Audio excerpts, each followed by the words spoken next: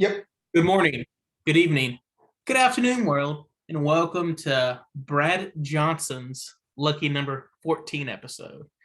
For those who don't remember, he is Super Bowl champion, Brad Johnson Yep. of the Tampa Bay Buccaneers. First guy to defend Tom Brady during the Deflategate. But long story short, I'm your host, Jared, with my lovely co-host, Starkey. Hey, everyone. Starkey, we had a happy, sad, okay past 5-6 days since the Wednesday showing of the show. Yes, we did. Lots It's of a roller coaster of emotions for sure. Yeah, it definitely was. We wanted first off, I hate Timberwolves. Yes. I hate Karl Anthony Towns. I know the Bible says not to hate. I can't stand him. I want to throat punch him. But I'm going to get into a giant rant of that in the show. But, we're going to start it off. We're going to head up to the NFL and start. Let's do it. Summertime's coming up. Yep. I'm going to be doing a lot of traveling. May buy a house, may not. Don't really know yet. But when I do, or if you do, or any of our listeners do, get your home inspected the right way. Absolutely. If you're even looking about putting your home on the market. Yep. Hey, selling's good right now. Buying's not that good, but selling is good right now. Folks, get your home inspected by Mitchell James at Porch to Patio Home Inspecting Services. I promise you, folks, you will not go wrong. My man Mitch said in the last episode, done it for 10 years. He will give you the best deal. He will make sure you get the best out of your home when you try to sell it or when you're buying a home. He will inspect every nook and cranny of that home. Yep. I love them. You will love them. Do your business with Porch to Patio Home Inspections. Call Mitch. Yes. Call him, email him, do anything. Call him, beat me if you want to reach him. Well done. Thank you, sir. Well, Kim Possible out there. Starkey, we got so the NFL draft's coming up. We are T-minus 10, I think 10-ish days. Yeah, 10 days. Yeah, right at 10 days. So we got 4 days ago, they released the NFL draft invites. Yep. Now, if I'm some of these guys, I'm a little worried. I don't want to be the Geno Smiths of the world. No. Y'all that don't remember Geno Smith, a lot of people had him going to the top end of the draft, ended up falling to the second round. You get invited to the draft, you get to go up there, have your moment with Roger Goodell.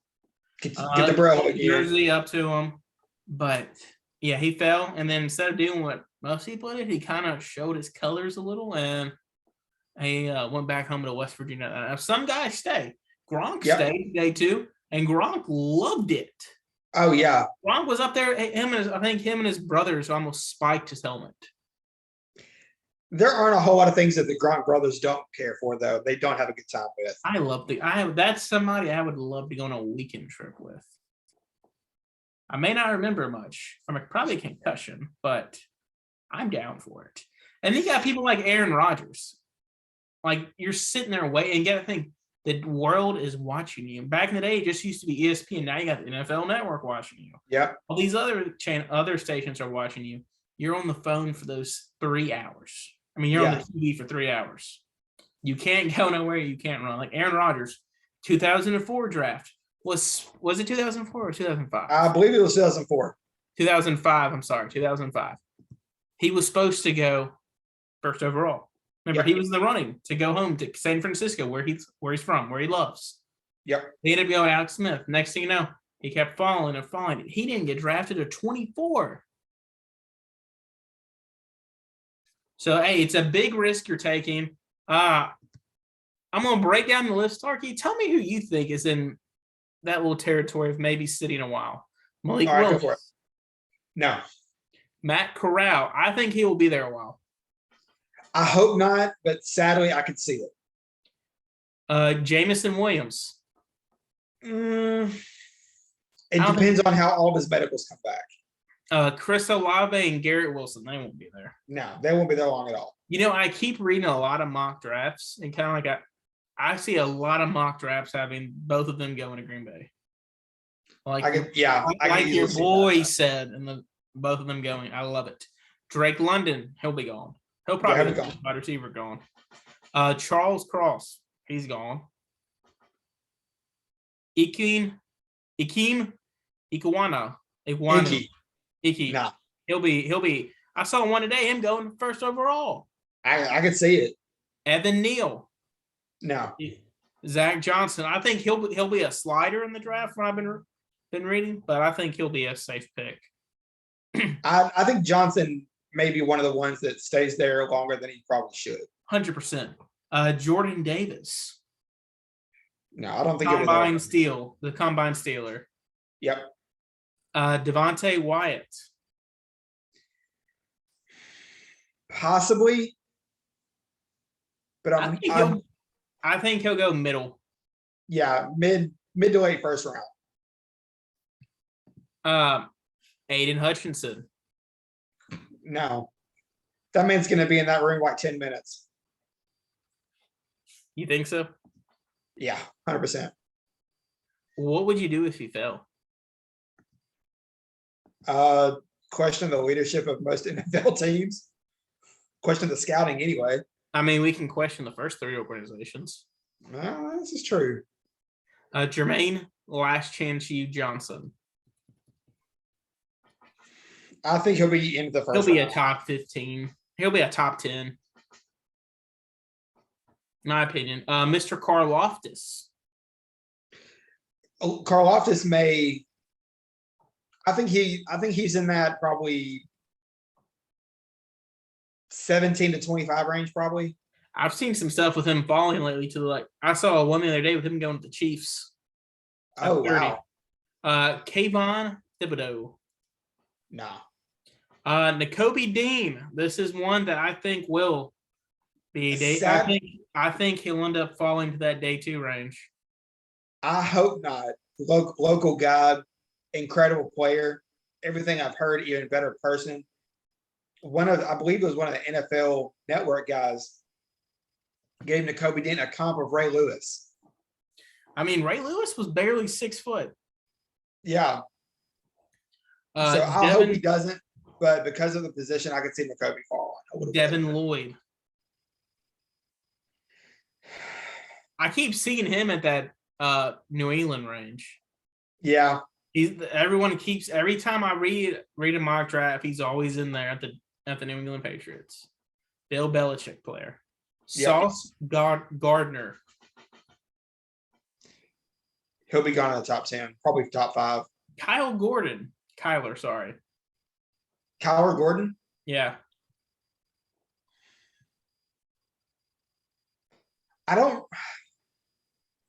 I'm not sure. Where's he projected to go right now? He's in that late 2030 range. Okay. So there's a possibility of him slipping a little bit. So, Starkey, you were telling me before the show you had a hot take for today? Yes. So when it comes to the NFL, I'm a serious believer in where there's smoke, there's fire. I believe this may be the NFL offseason that Colin Kaepernick gets another chance. He's been working out. His name has been thrown around to the Panthers, the Seahawks. He even came out today and said that if he's so ready to get back in the NFL that he would even take a backup position. He would be probably the most talked about backup quarterback since Tim Tebow. But I think, like I said, where the smoke, there's fire. I think Cap gets signed this year. So at least to a training camp deal. I could see that. But here's my thing. Granted, people, I may get hated for this, but yes, he was a great athlete. He had a couple good years in the NFL. He was a couple plays away from going to a Super Bowl. That 2013 season, he was 12-4 as the starter. Yeah. And don't forget, 2012 season, he took him to the Super Bowl. And was a play away from winning it. Yep. My thing is, it was the downfall of RG3. He has to be on the run. He has to be on the run. And the biggest thing that made Jim Harbaugh a success in the NFL with Colin Kaepernick was the read options. Made it popular in the NFL. Yep. What happened once teams took that away from him? He saw his first read. If it wasn't there, he got scared. Exactly.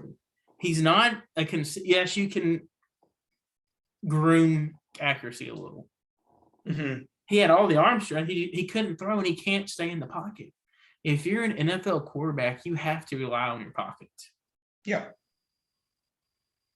Was the downfall of many scrambling quarterbacks. Yep. Besides Michael Vick, who just couldn't stay healthy. Yeah. And Woof. Oof. I'm sorry, ladies and gentlemen. I apologize. But and people are going to say, "Oh, it's not because of the whole him kneeling for the injustice." I applaud him for taking the stand. I don't agree with kneeling the national anthem, but hey, to each their own. First, freedom of protest. Freedom of protest. I don't agree with it. I'm not a fan of kneeling during the national anthem when millions of people have given up their life for it. But hey, I don't. He's not going to get a shot, in my opinion. It's a bold take. I think somebody will maybe give him a shot. It's going to be a training camp. I don't think he'll make a roster shot. I think he gets a shot kind of like Tim Tebow did. Okay. I think he gets a shot of where you give him a couple preseason games. Or in Tebow's case, I think he got one or two. Yeah. And he got cut the first round of cuts. I think he'll do that. He hasn't played since 2016. Mm-hmm. Where he threw for 2,200 yards, 16 touchdowns, 4 interceptions, was sacked 36 times, and had 9 fumbles. And that year, the San Francisco 49ers finished 2-14. That's a good take, though. I like it, though. I think that is a bold take. We forgot to mention we lost a legend the other day. Yes. Frank Gore. The man who many of us thought would never retire. I know. We kept saying, oh, Tom Brady's still playing. Folks, Frank Gore, he has taken more hits in his career than anybody. Yes. Shout out to Frank Gore. Future Hall of Famer Frank Gore. NFL's 3rd all-time leading rusher. I kept thinking the other day that I think I told you last week, I was really hoping he would make it to when his son got to the NFL. I know. So I think he was probably a season away from it. He was a 3rd round pick. He was coming off a severe ACL. I think he tore his ACL. And you got to think back then in the U. No, he didn't tear his ACL. He did tear his ACL. He tore his ACL his sophomore year. And he just beat out another NFL starting running back, Willie McGahee. You know what? We're going to do this on another show today about how stacked the U was back in the day. Oh, absolutely. 100%. It's like Kentucky of basketball. But this man has played on many teams. From 2005 to 2020, 15 years. 16. Oh, you know what? He actually ended right on the dot. 16,000 yards right on the dot. Oh, wow. That's pretty impressive. 81 career touchdowns. Frank Gore, we salute you. We'll see you in camp. You know what? He actually had 2 good years in Indianapolis. I didn't even realize that. He rushed for 1,000. He didn't score. He never really scored a lot in the NFL per season. What do you think the most he ever scored was? Like touchdowns in a season? I would say probably 7, 8. No. Well, he had 10. 10 was the most he ever hit. He had 8 about 2 or 3 times. 3 times. So he was more of that bowling ball type instead of the speedster. Hey, he made a career out of it. Absolutely. Shout out to you, Frank Gore. Absolutely. We got some more shocking news. Now we're gonna jump to our next segment. College basketball. Yep. Penny. But, before we jump to Penny, Jalen Williams, Yes. my guy, sent a very cryptic text today, or tweet last night, this morning. He tweeted a highlight video, and he shared it on Instagram and all that. It was a highlight reel, and it was to Meek Mill's Dream and Nightmare. Great song if y'all want to get hype at the gym. It said, the thing that stuck out to is halfway through, beginning of it went, hold up, wait a minute. Y'all thought I was finished. I said, what? Because I knew the intro. I was like, okay. I thought he's going to go to the part where Meek's just ripping it off. He goes to the interlude part of when Meek's just doing his little soft rap. And I go, oh my gosh. Is this a sign? I don't know. Because my one thing is he has yet to have any talks with NBA teams yet. That hasn't even started yet. So I'm like, okay, are you hinting that you're coming back? You're just said screw it? Because he has not signed him with an agent. No, he hasn't. So I'm like, okay, is this a sign? I think by the time we record and air next week, I think Arkansas fans will have some really good news on that front. Well, I think Jalen comes back. Well, my issue is if you look, just look in the past transfer reports we got Graham, we got the Mitchell twins. That's 3 big men. Yep. Do we want to add? I mean, I'm all for depth, but I don't know. Being in Tennessee, I hope he comes back. We need him. Anyway, back to Memphis. Penny, what the crap is going on? Starkey, this is kind of your subject, but let me give a soft little interlude. So over the weekend, local Memphis guy hurt us to see it, but Tyler Harris has announced he is leaving the Memphis Tigers yet again. Yep. And kind of shocking, Amani Bates is leaving us. Yeah. Go take it away, Starkey. This is yours. So, like Jared said, I believe news broke on Saturday. I believe it was Tyler Saturday. Harris. I think it was Saturday morning. It broke that Tyler Harris was entering the portal. Saturday morning, Tyler Harris, and then right around 2:00 that afternoon, because it was about 30 minutes before the Grizzlies tipped off, Amani Bates told On3 Sports that he was also entering the transfer portal. More shocking to see Tyler leave than Amani. I was hoping that they would both stay, but I think everyone and their aunt knew that Amani was probably either going to go to the G League, to overtime elite, or to another college. As far as his pro prospects go, I think he should go to another school. I don't think he's quite ready for the G League or OTE yet. No, he proved this year he was. His body was not there for the top level. Absolutely, I fully agree. I don't want to put the bus label on him because he was playing with guys 2 years older than him. Yeah, he was 17 years old at the beginning. If not older than that to him, but you could tell he was not ready for the flow. No. Tyler, I don't know where Tyler goes. See, I don't know either. And the sad thing about Tyler is because, like Jared said, he played 2 years at Memphis. He left to go play at Iowa State, came back for his senior season to play at Memphis. Hometown kid, wants to play for the local hero, wants to become a local hero himself, does all the great things. Averaged, I believe it was 8.8 points a game, but I believe it was against Tulsa. I could be wrong on that. It was Tulsa.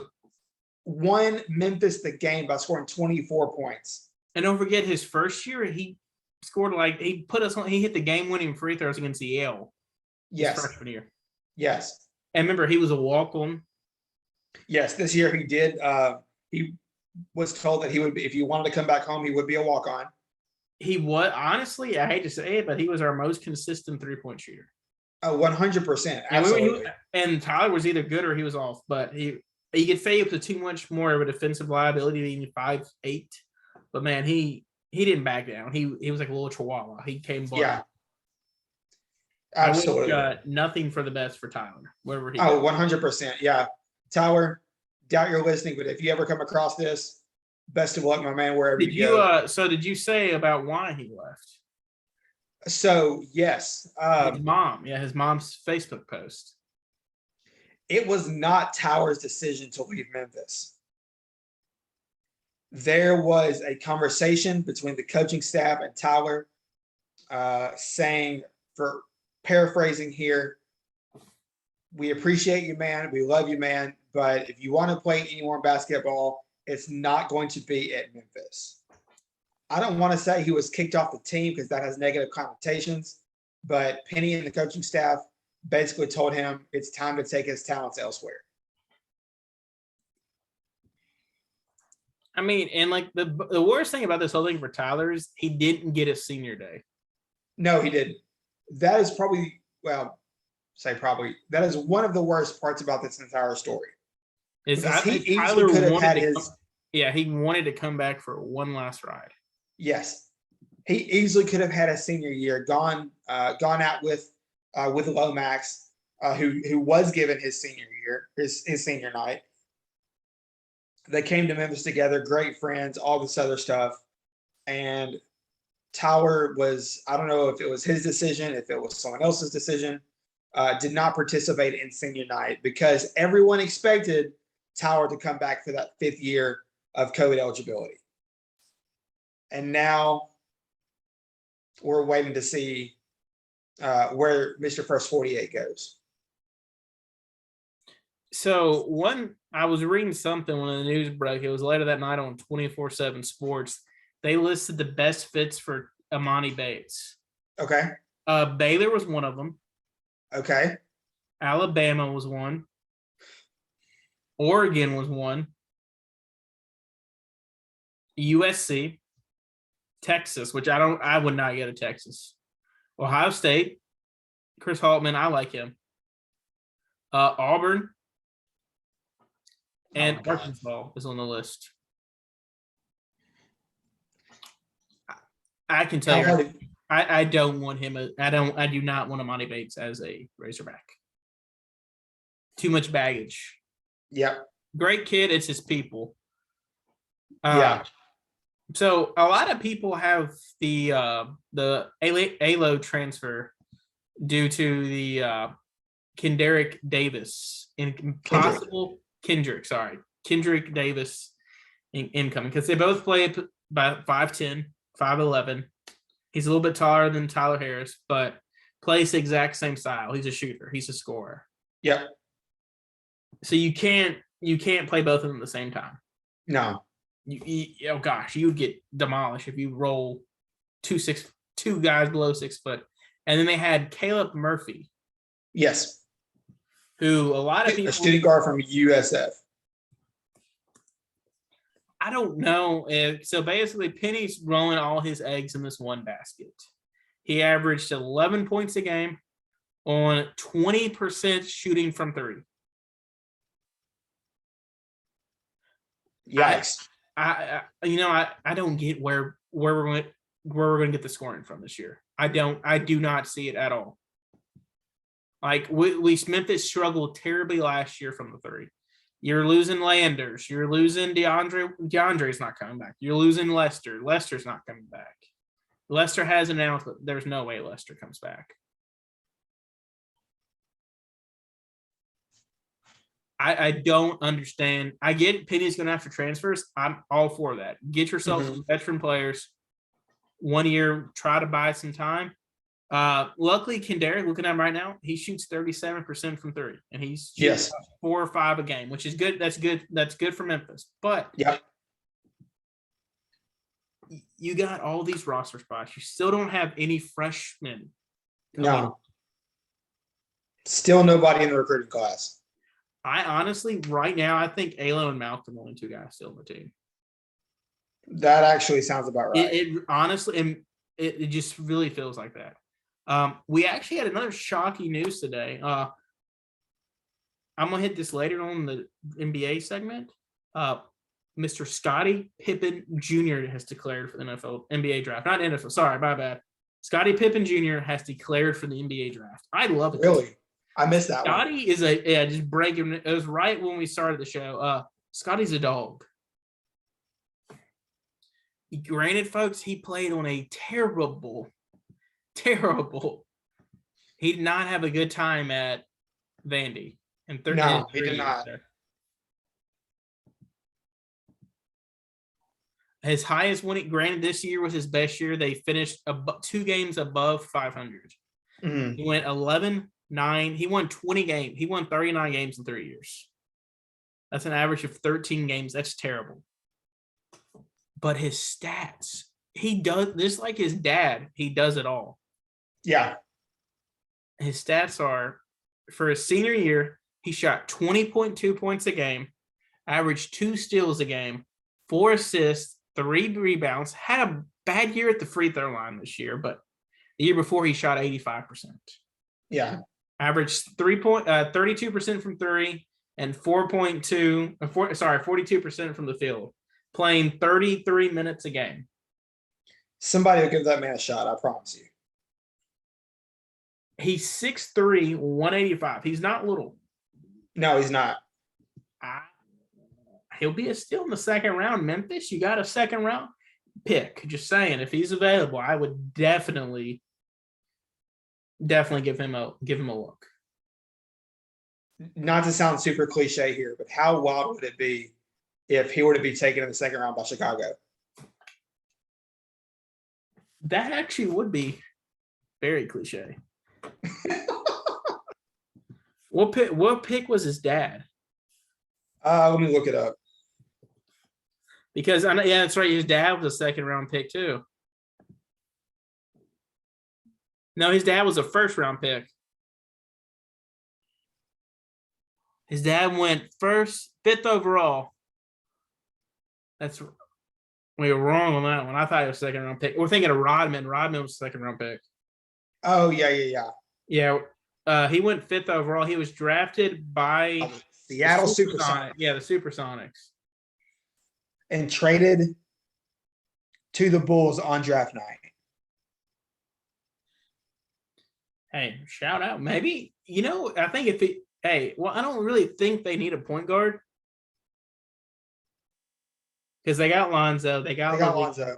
And Levine, he can play point guard, but I think he's better positioned at the 2. And they got who's that guy from he played at Illinois last year. And they got Kobe White. They do have Kobe White. Yeah, they are literally stacked. They got Ayo Desamu. Desamu. Ayo. From Illinois. He can play point and the 2. Yeah. Unfortunately, I would love that. I think they're just a little too stacked right now. Yeah, and they got a little loaded at guard. And they got Caruso. Oh well, yeah. What a culture. So interesting times. The future for the Tigers is not looking bright. No. Love the city, love Penny, but makes me even more glad I got the Razorback stuff going. But I wanted to get your take on your thoughts on this too.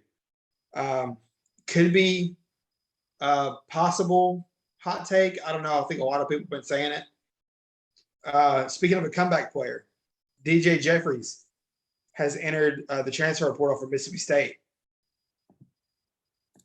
He, like you said off air, he would need to graduate, but he would be, now that Amani is leaving, he would be an answer at the wing. I like DJ. I just don't know. He had a great freshman year, and then he got hurt. He was never the same player again.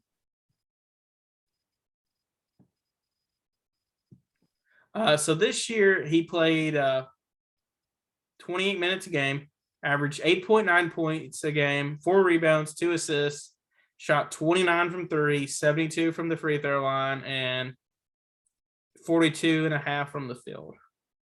I like DJ. I was sad he left. I thought he could have carved out a role on this team. Yep.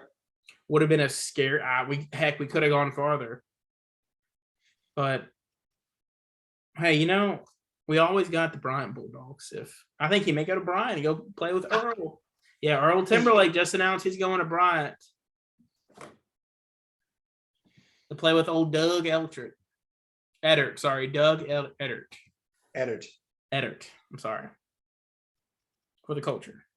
They got to replace Peter Kiss. Who's going pro.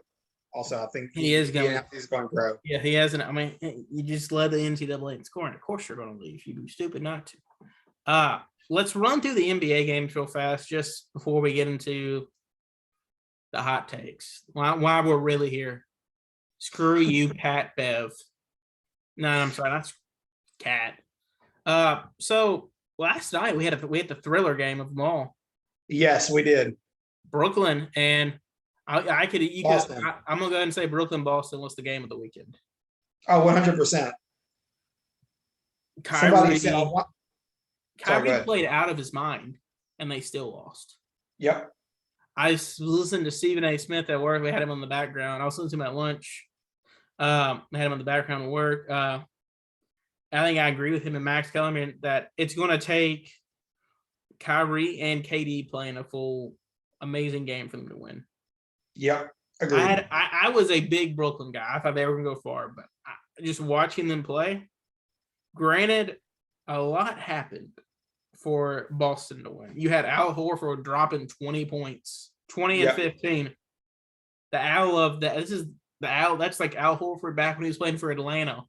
Yeah, like prime Horford for sure. And then you got Marcus Smart dropping 23 points. The illegitimate defensive player of the year. Shut up. Don't say that word. He's not my defense. You know how people say Biden's not their president? Well, Smart is not my defensive player of the year. No, absolutely not. And then you had the Bulls shocked and actually hung with the Bucks. Yeah. You know, I was looking up something last night. Did you know Grayson Allen's having a career year? Really? Yeah, he's actually, I mean, granted, he's only scoring like 12 points a game, but he never scored that in Memphis. No, he didn't. He should have. I'm going to get into that in a second. I still rather have him over D'Anthony Melton. But, yeah, for the year, Grayson Allen shooting 40% from three, 11.5 points a game. That's the starting two. You know what we got for that? Sam Merrill. Yep. Not even on the team anymore. Not even in the playing professional basketball right now, but different. I trust you, Kleiman. Then you had the Suns taking care of the Pelicans. Shocker. Yep. You had Miami blowing out Atlanta, which I think we all kind of knew that series was going to be a wrap. Saturday, we had the Jazz. This was probably shocking to the second half. The Jazz were struggling against a Luka-less Mavericks. Yeah, it sounded really weird saying together. Luka-less. Luka-less. Struggled against them, but they ended up putting together. Then you had the Raptors getting blown out by Philly. Yes. I thought it was going to be a lot closer game, but Embiid, I'm sorry, that was Tyrese Maxey. I'm sorry. I was going to say Embiid, so the show then just popped in my head. Tyrese Maxey dropped a career high. Had dropped 39 points. He said, back up, James. Back up, Joel. I got this. I know the Shout fans out Tyrese Maxey for helping me finish second in fantasy. The fans, that's right, you had him in fantasy. See, I don't really do fantasy basketball, but it's a lot more work. And then you had the Nuggets. Yeah. They tried their best, but until they get Jamal Murray back, I don't think they're going to be able to walk away with this series. Yeah, agreed, 100%. And shout out to Jordan Poole. Yeah. 30 points.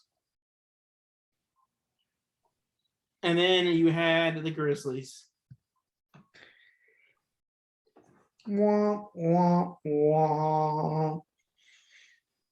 You know, everyone kept saying, I'm a believer. I was nervous. I'm nervous about this series. I still say Grizz in 5. But these Memphis fans got to stop with the whole Pat Bev thing. He's not going to lead them to a victory. He's not. It's Anthony Edwards or it's Cat. Yeah. That's who you got to. And then you got to worry about D. Russell. Memphis, I get it. We don't like Pat Bev. He's dirty. Worry about Cat. We got to get inside Cat's head somehow. Yeah. Beginning of the game, I saw the beginning of the game. I was like, "Oh my gosh, this is bad." got that. Sorry, I got the hiccups now. We got down by 7 points, 6 or 7 points. I was like, holy cow, this is not good. And you're watching the game, and like I said on the show, and we've said all 14 episodes, or 13 episodes. Cat's not good against big physical big men. That's Steven Adams. Yep. Steven Adams got played off the court. Oh, 100%. Yeah, Cat would pick this game one, to play well against a big man. He's not even like he's a great 3-point shooter because he won the 3-point championship, but he doesn't shoot that many threes anymore. No. I wish I could say the same for the team.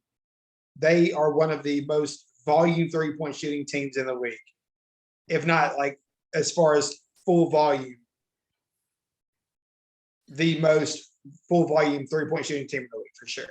Well, Cat had 29 points, but what's the most shocking thing about the entire game was the lack of rebounding for Memphis.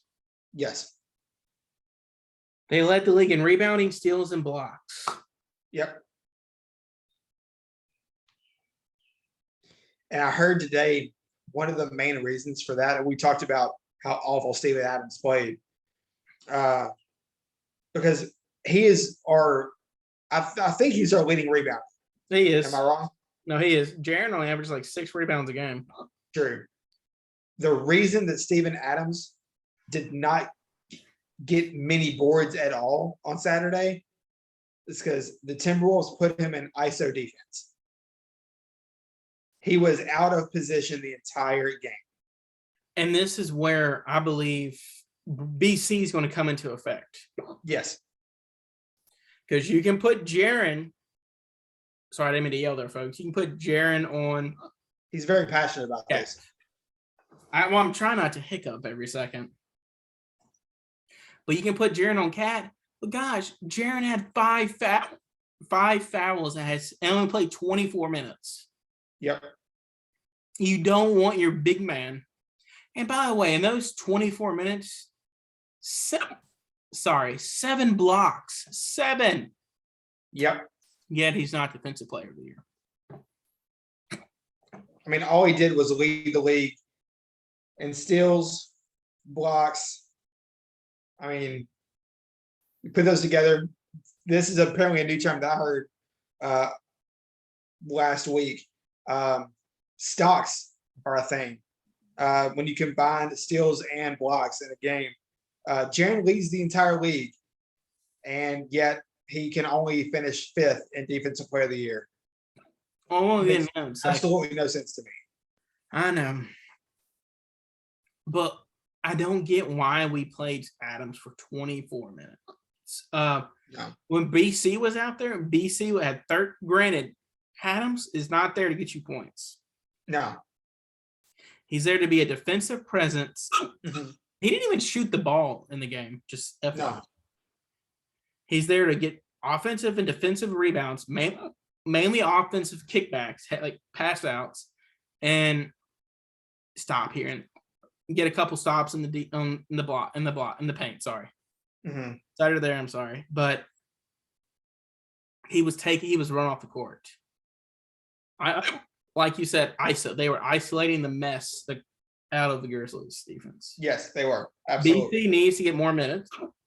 I wouldn't be shocked if Jenkins starts BC or Tillman. I would love that. I saw a lineup. Sorry, go ahead. And here's the thing with Adams, he just wants to win. Yeah. Tillman last year came off the bench. Jonas was our starting center. Last year, they had Draymond at the center against the Warriors. Mm-hmm.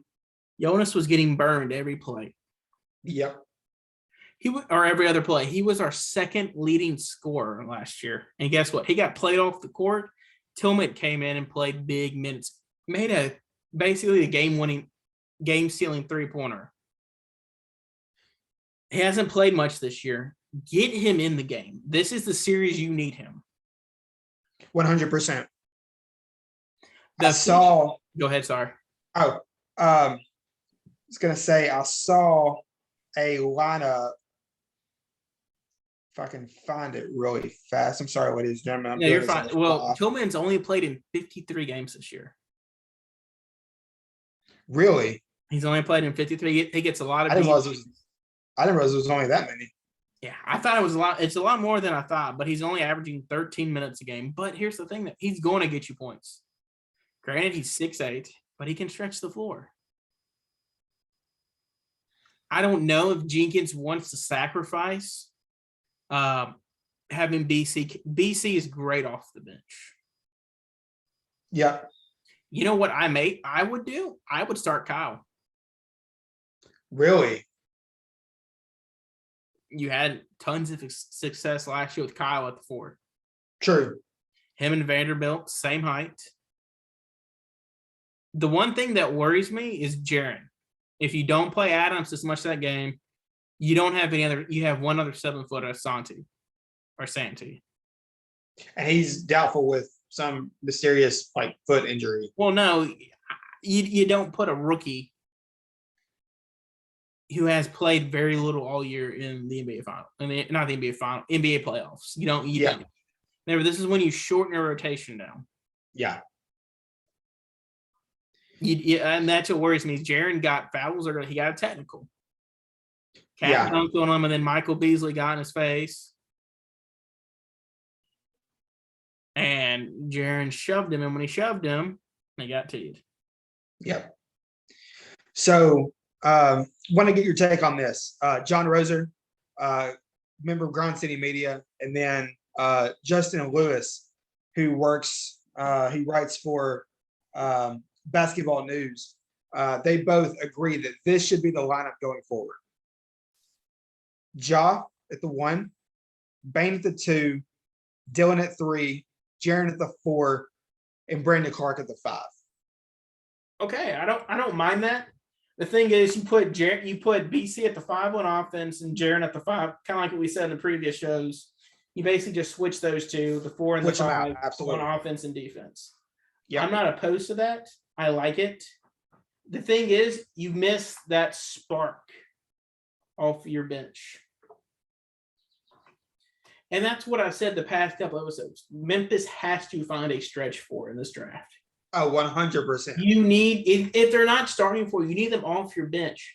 BC and Tillman are great guys off your bench, but neither one of BC's not a consistent jump shooter. No. He's not a jump shooter. Tillman, I don't know. I still love Tillman. X will always have a place in my heart. Yep. He's an NBA caliber player. He is a great Grizzly. I think he's just a little. He's a shooter. He reminds me of it's like a poor man's Zebo. Oh, 100%. Not That's a good saying call. that because he's from Michigan State, like him. It's just the fact he can stretch the floor. He can get you rebounds. He's short, 6'8", 6'9". Not that athletic. But I don't want him being my first big man off the bench. I think you either start him or BC or Kyle. I like that. But if you do that, you roll Steven Adams in. You can't put BC and Adams at the same time. You're not spacing the floor. So I think you have to leave Kyle at the 4 on the bench. Because you got to have somebody to stretch the floor at all times when you're big man. And you can't put Tillman in there and Adams because both of them will get burned by Cat. Yeah. I think Tillman will hold his own against Cat. I don't know. I think it's going to be very difficult decision to make for Jenkins, who should be coaching here. I like that lineup. It's just I don't like losing BC off the bench. But, someone please tell DeAnthony Melton we're still in the regular season. Right. Yeah, we definitely need Ant's shooting to come back. There was a stretch for like a week and a half, 2 weeks. He was one of, if not probably the best shooter in the league. That man could not miss. And then playoffs hit, and it's just I love Ant to death, but it's almost like he forgot how to play basketball. And finished the game. And only played 14 minutes, had 2 points, 1 of 4 from the field, 0 of 3 from 3. That's atrocious. And that's your that's honestly Memphis's 6th man. Yeah. I think Tyus needs more minutes. Yeah, 100%. I think, I know this team has limited playoff experience, but as far as overall true season vet experience, I think you need Tyus in there. What's up with all the done? Tyus, he's a better shooter. Granted, Ja's a way better player than Tyus, but Tyus is a better scorer than shooter than Ja. Ja played his heart out. 32 points, 8 assists, 4 rebounds. You cannot say Ja did not show up. He answered the call. Yeah, he did. I like dunks. He was going in the air, flying around the whole game. But what got the Grizzlies, I was worried what was going to get to us or kill us was D. Russell. And that is who I'm worried. I think that's their X factor for the Timberwolves is D. Russell. Yep. He burned us once already this year. I like Bane. I like Bane being on him and focusing only on him versus having to worry about Anthony Edwards. But Anthony Edwards, I swear, it was the second coming of Kobe out there. Hitting step back, crossover step backs on BC. BC's literally can jump out of the gym. Could not miss the other night. Every time the Grizzlies got the lead back down to 4-3 or even tied it. And every time it was either him or Malik Beasley would go down the court, drain a corner 3 every time. Yep. The refs were terrible. Oh yeah, that's just a given at this point. Cat is the biggest complainer I've ever seen. Like, I can't stand him. He whines over every call. Like, he literally threw Jaren to the ground. And they called Cat for a foul, and Cat's barking at the ref. I'm like, Jaren's literally laying on the ground. Yep. It's terrible. Dude, I can't stand him. I hope Jaren gets in his head and Jaren plays like the Jaren we know and love. And Jaren can't get into his head this week. Jaren cannot get in his head this week. Or no. He can Tuesday night, I'm sorry. Yeah.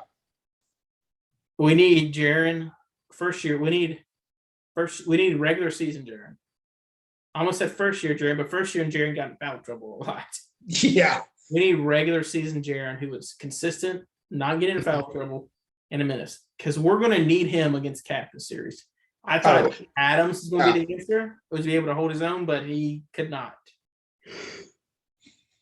Do you know, I'm looking at it right now, Cat only played 43 minutes.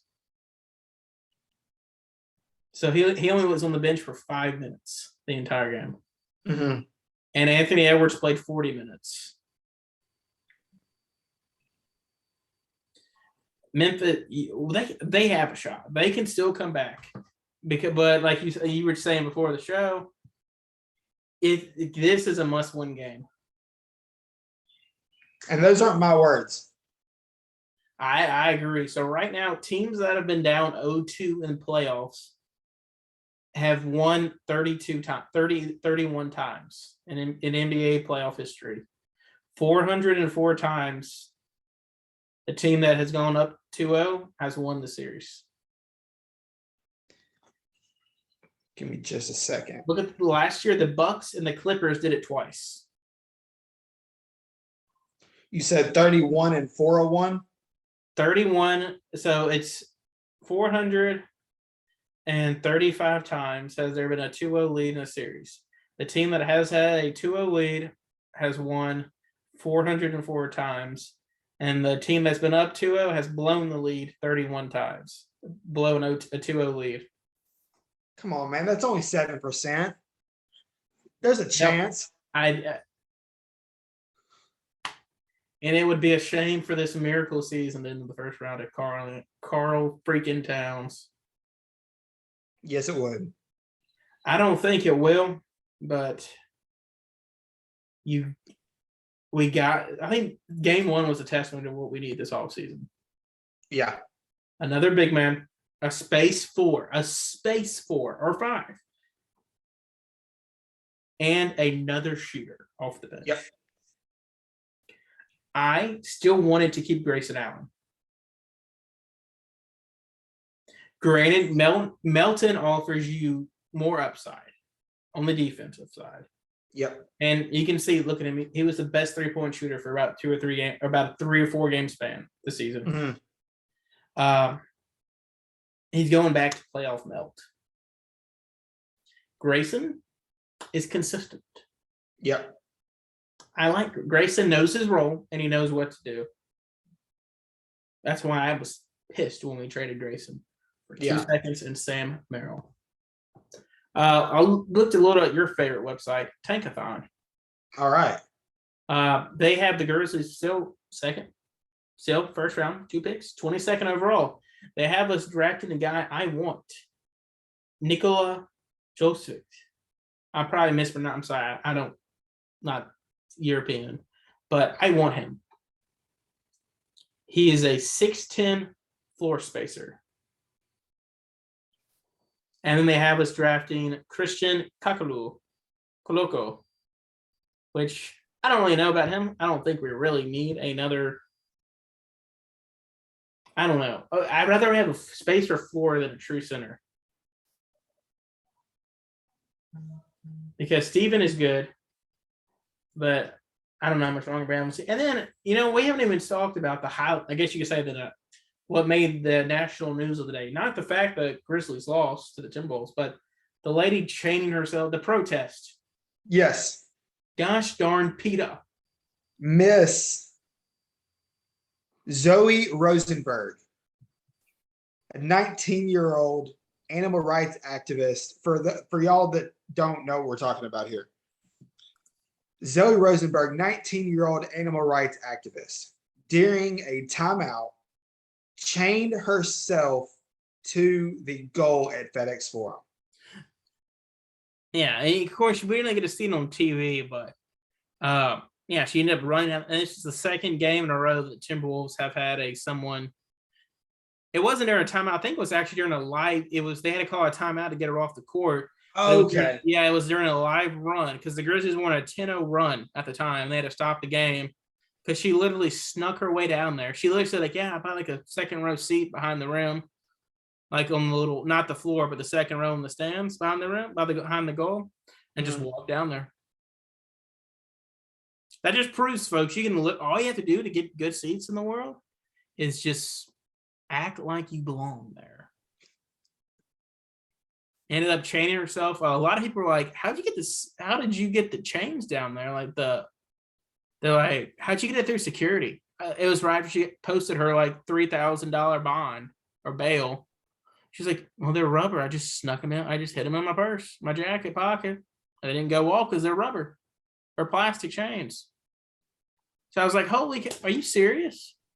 This also means we should probably speed up. That just tells you right there, security will be upped tomorrow night. Oh, 100%. And a gosh darn 7:30 game. But so you don't know, there's protesting Glenn Taylor, the owner. Yes. Currently. Of the Timberwolves, yes. Until A-Rod and whoever he's partnering with completely owns the team next year. It has to do with them killing, I forgot how many, I think it was 10,000 chickens. 5 million. 5 million chickens. I'm sorry. I was way off. Due to what they were told could be another outbreak of COVID-19. They ended up killing them, and PETA is pissed because they said the chickens deserve to live. Well, if they were carrying a massive COVID, we could have had another COVID outbreek. And these are chickens that he made his money owning chicken farms and greeting cards. He owns hundreds of chicken farms. That's why he's become a billionaire. He's worth $2.2 billion Yep. off chicken farms. And they said if they kept him, it would have, the COVID little variant would have spread through every chicken and contaminated the world again. So, PETA, I don't understand what the problem is. I mean, Tells you this world is messed up again. was it ever not though? I don't know, but we're trying to stop another COVID outbreak, and they're more concerned with us killing chickens. I mean, So you I don't get it. glue yourself to the floor at Clipper Center. Yep. At the crypto center, not the Clipper Center, the crypto.com center arena, sorry. And then you had RP Staples Center. Hey, I'm all for the crypto, baby. But I don't know. I wonder what's going to happen tomorrow night. Oh, there's honestly no telling. So now the not the Clippers, but the Timberwolves are 2-0 when there's been a protest. At some point, you have to wonder if they're just going to say, bring it on. And they're just going to accept this. I mean, they keep protesting. The Wolves seem to keep winning. And so it's a momentum killer. We were on a 10-0 run. And we had to stop the game. But one thing that I think killed the Grizzlies, there were 56 total fouls called that game on both sides. Majority of them were on the Grizzlies. Yep. It's the fact, what did the Grizzlies thrive off? High tempo, running up in the court. If you're calling 56 fouls in a game, you're not going to be able to get your tempo going, get your game going. Which messes with the on-court chemistry. Oh, yes. And then we couldn't make a free throw. So before, I think the last 10 minutes of the game, or the last 4 or 5 minutes of the game, we were down by 3. We were down by 10. We missed 12. Yep. We missed 10 free throws up to then. We ended up going 32 of 43 from the free throw line for 74%. You make those 11 free throws, you're back in the game. Yeah. So you can argue that officiating was terrible, but here's the end thing. Make your free throws. Absolutely. Yeah, I think after the game, I tweeted or I was going to the next day, Jenkins should have had everyone in the practice gym. The entire practice, all they do is shoot free throws. Line them up, both ends of the court, split the team in half, just free throw drill, free throw drill, free throw drill. Well, here's the thing, and Ja was the only one that really went to the free. I mean, granted, DB went 10 times. Ja went 20 times, which that's what you want. He went 16 of 20. I'm fine with that all day. Oh, yeah, 100%. But you look at the Timberwolves. Anthony Edwards, 8 of 8. Cat, 5 of 5. D'Angelo Russell, 5 of 5. Jaden McDaniels, 3 of 4. Malik Beasley, 3 of 4. Woman hitter Malik Beasley, sorry. And Tarian Prince, 0 of 1. 90%. You're not going to lose many games shooting 90% from the free throw line. They missed 3 free throws the whole game. Yep. We missed 10. We missed 11. Bane, and here's the thing that we were so close on so many and one opportunities. Yeah. Granted, still though, but Bane couldn't really get his shot going. He was 3 of 8 from 3. DB, I think DB's the biggest oh yes player, I think, in Grizzly history. Completely agreed. I'm hoping we have a different mindset to talk about tomorrow. Or next week on the show. Yes. The Grizzlies up 2-1. So they also, I have it on my phone here. I believe I screenshot it. They I thought I did. They released the TV times for Game 4 because right now they're still going. They haven't done 5 yet until we win tomorrow night. Tomorrow night. 7:30 Eastern. 6:30 Central, ladies and gentlemen. No, I'm sorry, 7:30 Central. My bad. Sorry. 7:30 Central. Okay. 6:30 Eastern time on Thursday.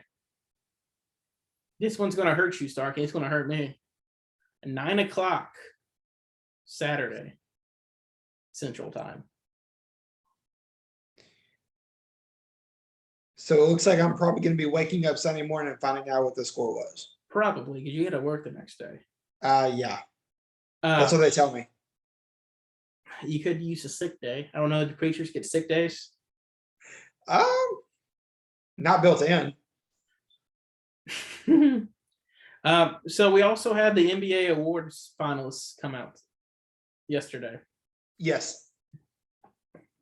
We already had one get announced. It was the Defensive Player of the Year. The finalists were Mikal Bridges, Rudy Gobert, who I don't think should be on the list, and Marcus Smart.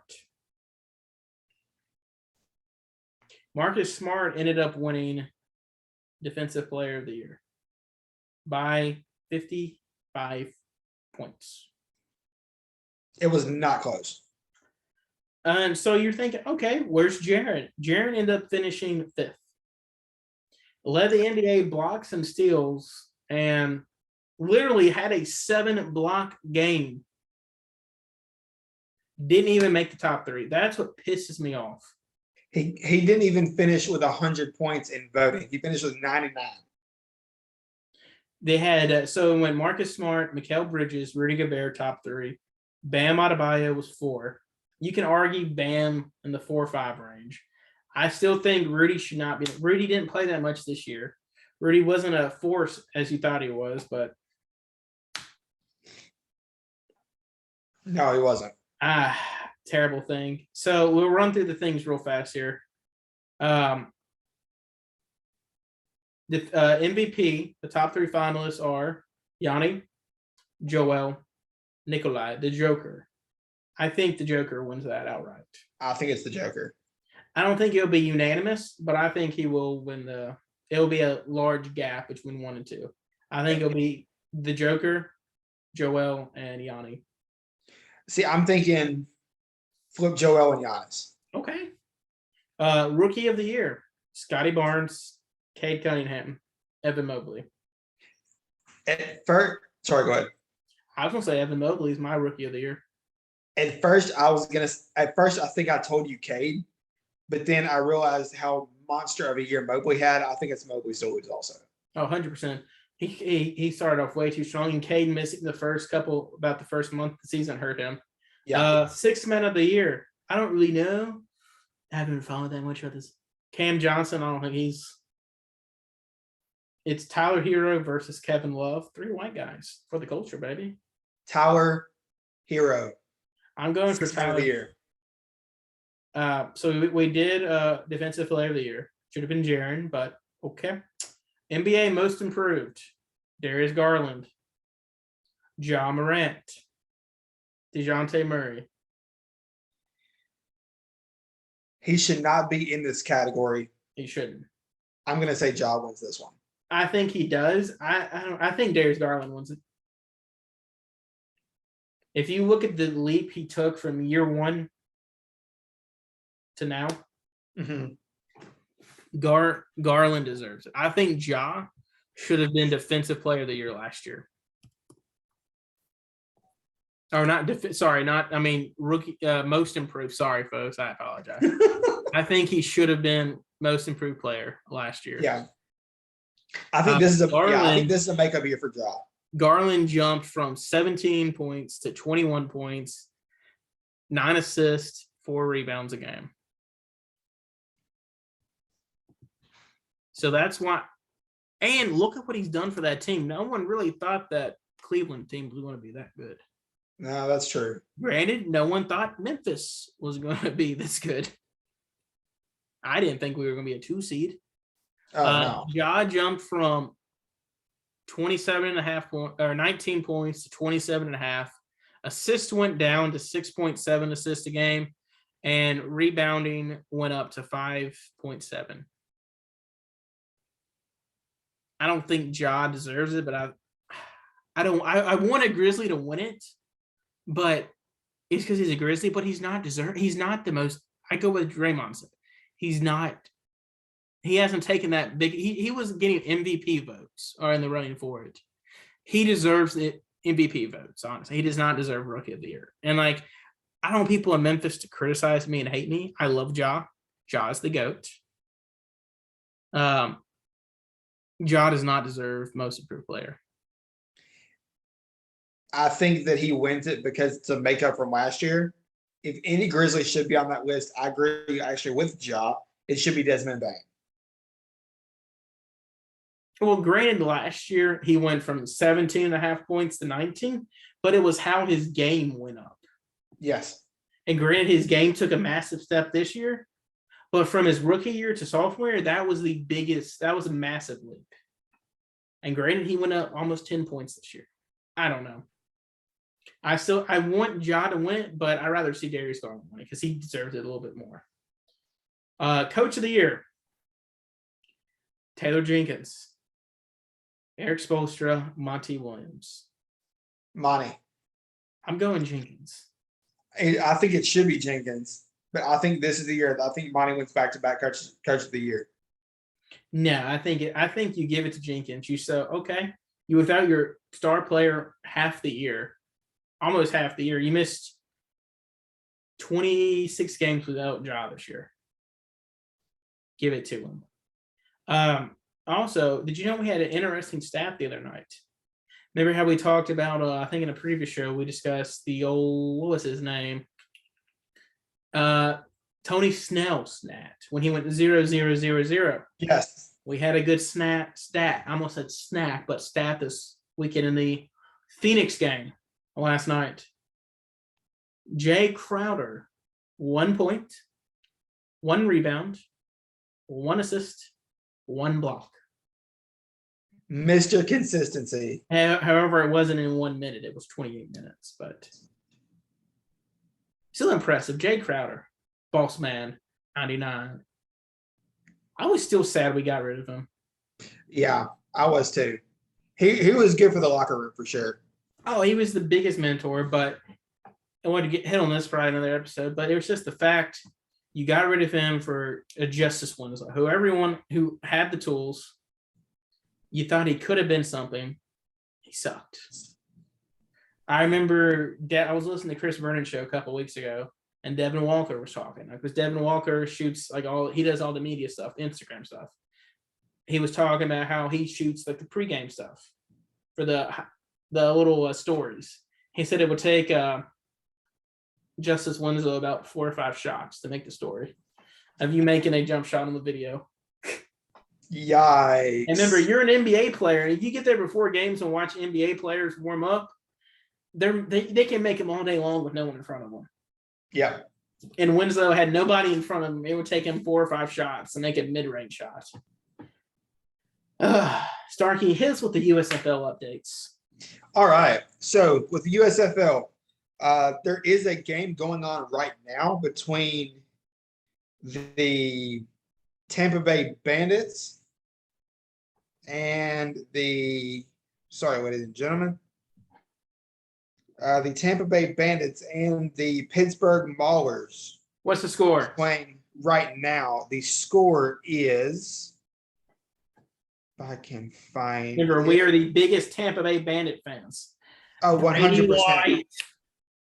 So Tampa Bay is currently up 17-3 in the third quarter. Shout out Jordan Ta'amu. How's he looking?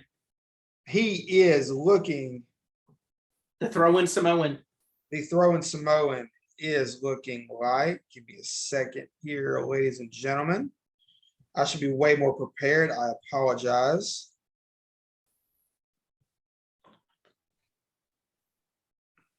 I think, I noticed it this weekend. They actually had a really good turnout while you're looking that up.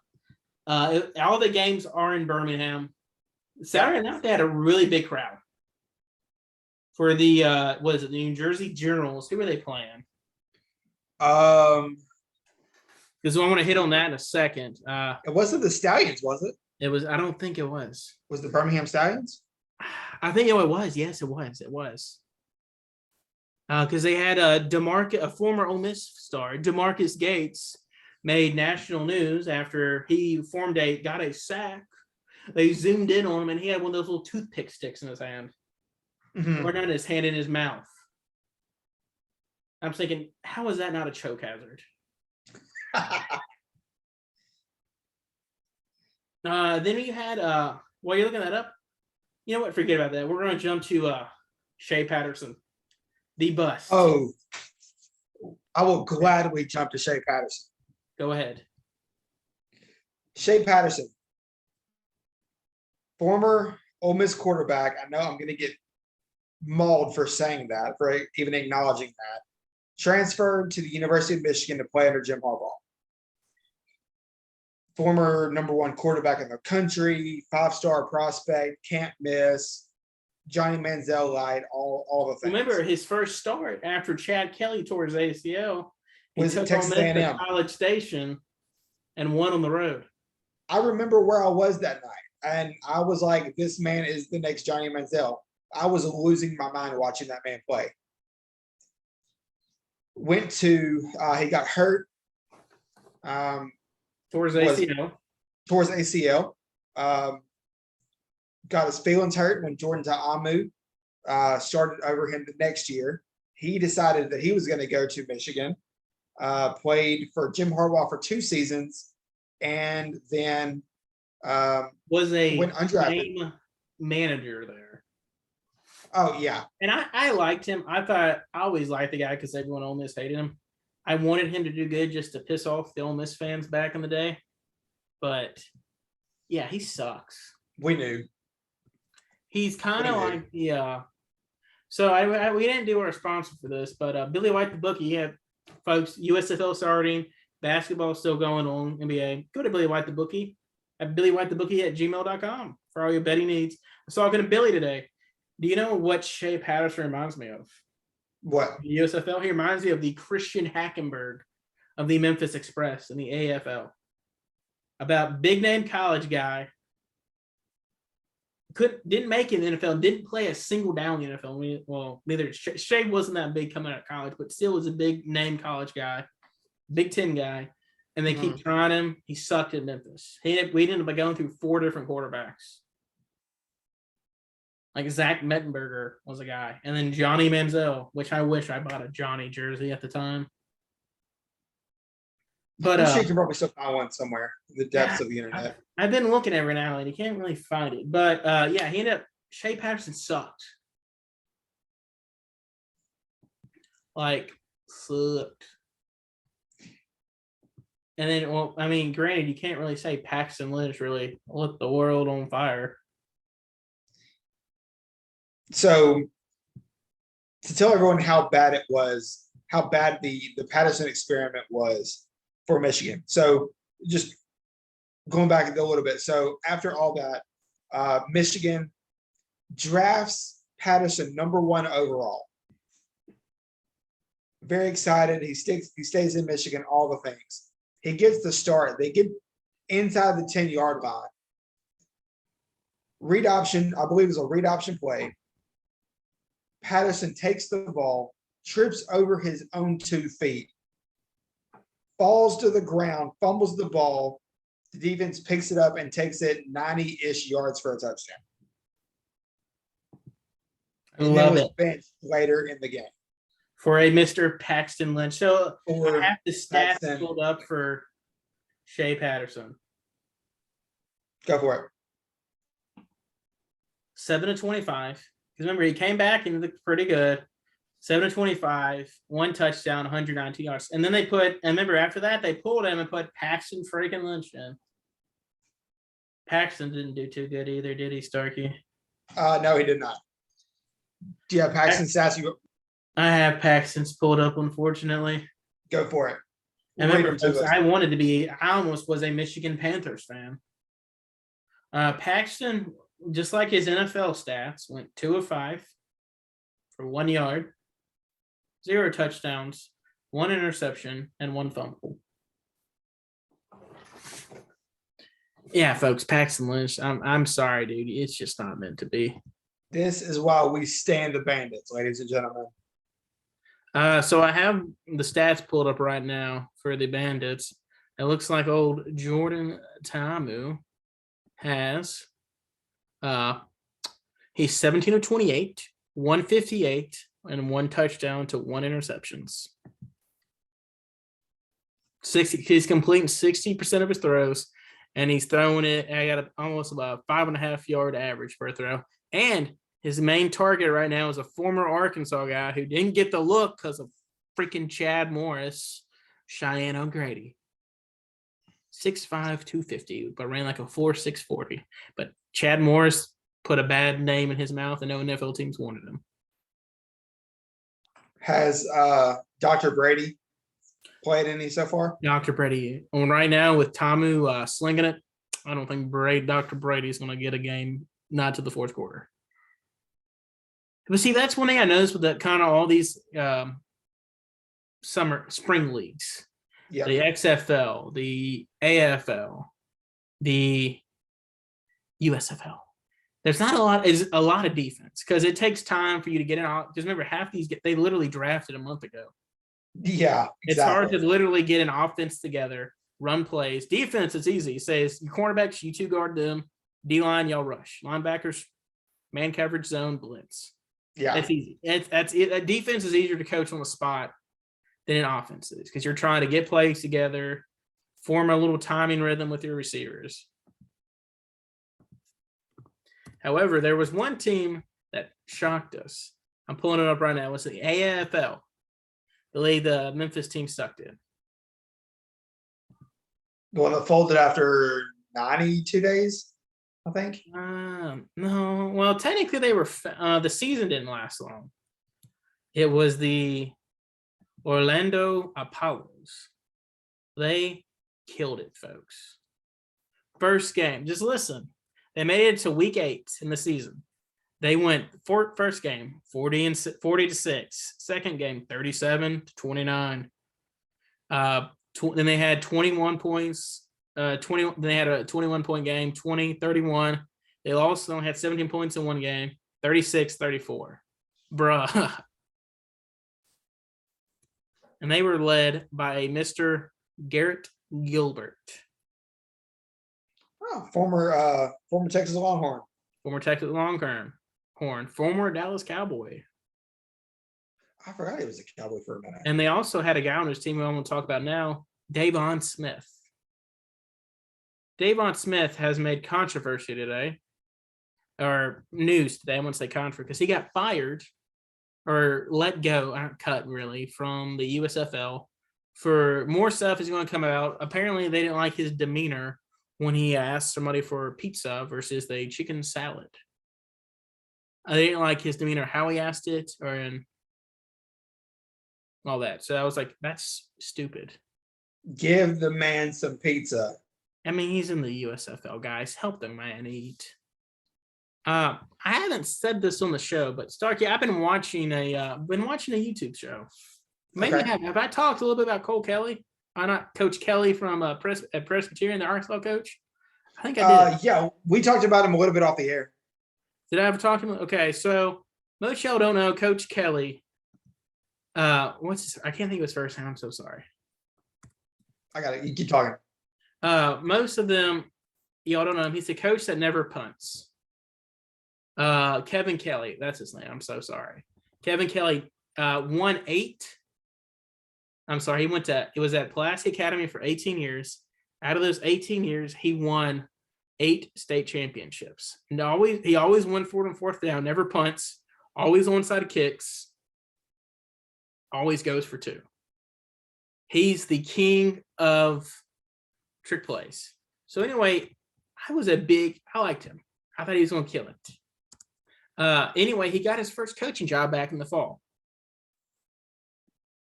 He coached at Presbyterian College. It's a small private school in South Carolina. The Blue Hose. They're Scottish. Anyway, they started off the season great.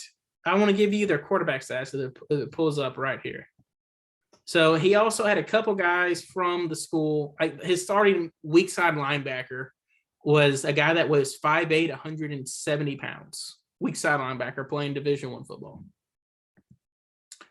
Starkey, how is that going to go for you? Not well. Usually. Not well. No, They won their first game last year. They played St. Andrews. They won 84-43. And remember, that was a lot of people saw it.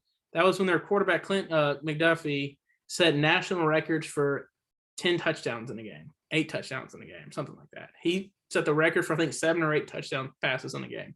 And then the next week they beat Fort Lauderdale 68-3. Well, folks, then they played Campbell Camels, a scholarship team. They lost 72-0. Then they lost 63-43 to Dayton Flyers. Then they played Morehead State. They lost by 8. Close game. And then they lost to Davidson 70-35. And then they lost to San Diego 69-28. And they played Stinson 56-14. They played Valparaiso 65-55. Marist 57-32, and they played St. Thomas in Minnesota 54-15. So they didn't do too well. Would you agree? Absolutely. So I'm sorry, his name was Ren Heffley. So remember, he set all these records in one game, throwing for most touchdown passes, right? Mm-hmm. In a game, he had 7. So his one season as a starting quarterback in college, he's the all-time leader in passes in the season at the school. He was 77 yards shy of 4,000 yards. He completed 62% of his passes. That's not bad. It's not good, not bad, kind of 39 touchdowns. Would you take a quarterback that had 39 touchdowns? Absolutely. I would. 100%. Okay. What if I tell you his interception ratio was 39-31? Yikes. So I'm watching them on there's a show on House of Highlights. It had him when he was at Pulaski, and they're covering him during his college years. I think there's a place for this. Like Gus Malzahn, no one believed the spread offense was going to work in college football. What is everyone doing now in college football? The spread. Air raid spread offenses. I don't think there's a place, I don't know, for some of the stuff he does, like not punting it. You're not, even Lane Kiffin punts it. Not very often. But the onside kicks every time, all the other stuff, I see some math here and there in that, but I don't know. You got to have the talent, and when you're, like I said, you're starting a couple of guys from high school who should not be playing Division I football. Yeah. That's like me going to play Division I. I would get destroyed. Oh, 100. Yeah. They weren't playing like top Division I schools, like Power 5 FBS schools. Still, though. Anyway, it's a must watch. It's really good.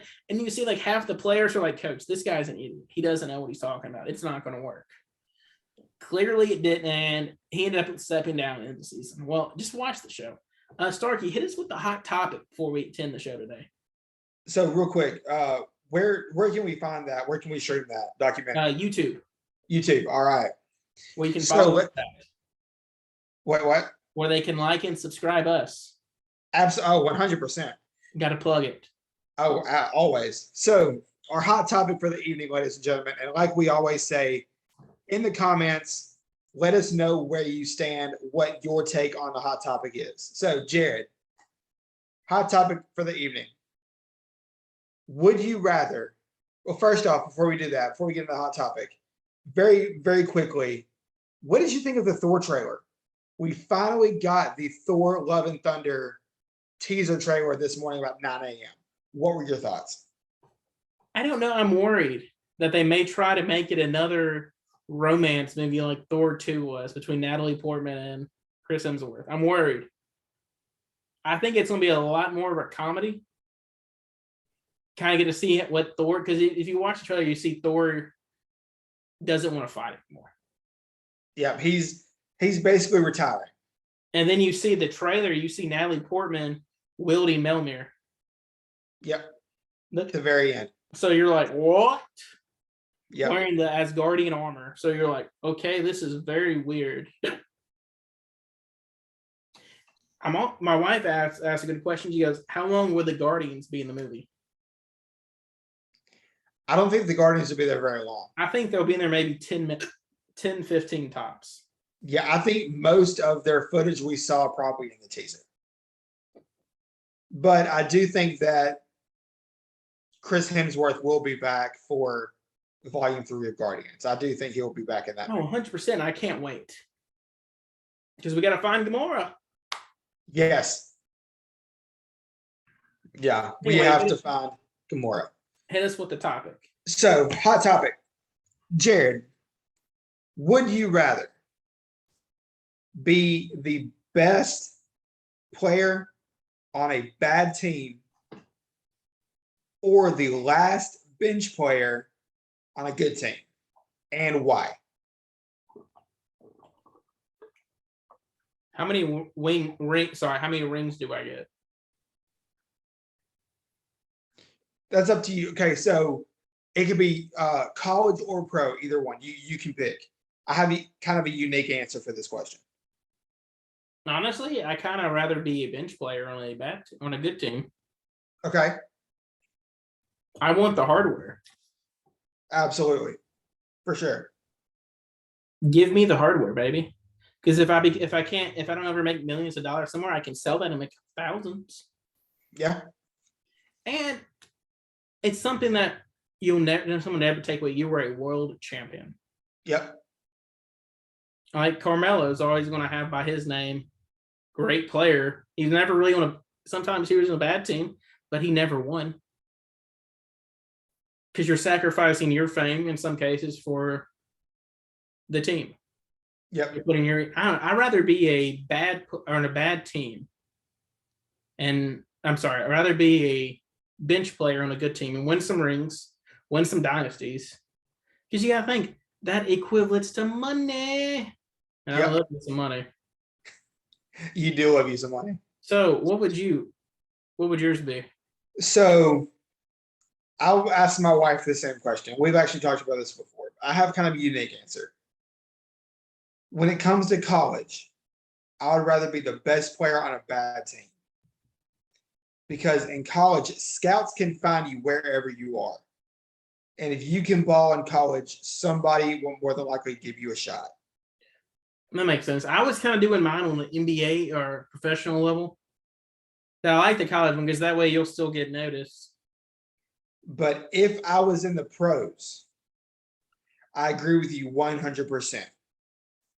Not very much pressure. You still get the rings. You still get the world championship title.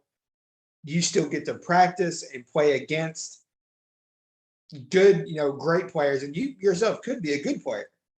But if you're the last bench guy, there's 13, 14 guys who are better than you are. So unless you're absolutely killing the other team or getting killed by the other team, you're never going to see the court anyway. Oh, so yeah. You can just chill, collect a paycheck. You're the hype man. You be the hype man. Oh, the hype man. Oh, the hype man on a playoff team is the best job ever. Oh, absolutely. Yeah. Or the hype man on a team making a March Madness run. That's the best job ever. So for me, depending on the level, and I realize it's kind of a cop-out answer, depending on the level is depending on which one I would want to be. Yeah. I like it. That's a good hot topic tonight. Thank you, sir. Folks, I think that wraps up this week's segment of Ball Don't Lie. Ball Don't Lie. Next week, episode 14, we're going to hit more on some NASCAR, more NBA games. How would the Grizzlies be? Where will we be down 3-0? Should we be up 2-1? Down 2-1? Don't really know. Who knows what Kyrie can do? Oh, yeah, we didn't even mention Kyrie flipped off the crowd. Yeah, he did. Yeah, we didn't even mention that. Kyrie flipped off. I can't wait to see that fine. Oh, that's going to be hefty. But yeah, can't wait. We're going to do a little bit more of I think we're doing more of a breakdown of the Thor trailer. Hopefully by then we'll have some more news. And we may have a special guest next week too, if all the stars align. Well, folks, I hope all y'all stay safe, stay classy, America. Sark, anything final? Not for me. You have a great week, guys. Be Okay, safe, be good. we gone.